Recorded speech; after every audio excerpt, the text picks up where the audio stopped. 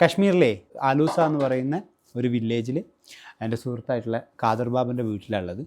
ഒരു കശ്മീരി ഗ്രാമത്തിലെ വില്ലേജിലുള്ള കാഴ്ചകളാണ് ഞാൻ കാണിച്ചു തരാൻ പോകുന്നത്.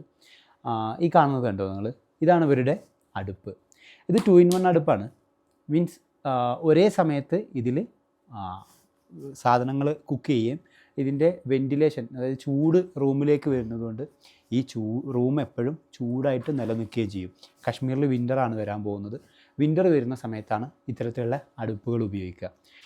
നമ്മളെ വീട്ടിലൊരാളായിട്ട് കണ്ട് ആ വീട്ടിൽ നമുക്ക് എല്ലാ സ്വാതന്ത്ര്യവും തന്ന് ഏത് മൂലയിലേക്കും നമുക്ക് കയറി ചെല്ലാവുന്ന രീതിയിൽ നമ്മളെ പരമാവധി റെസ്പെക്റ്റ് ചെയ്തുകൊണ്ടാണ് ഇവർ നമ്മളെ ഇവിടെ ട്രീറ്റ് ചെയ്തുകൊണ്ടിരിക്കുന്നത്.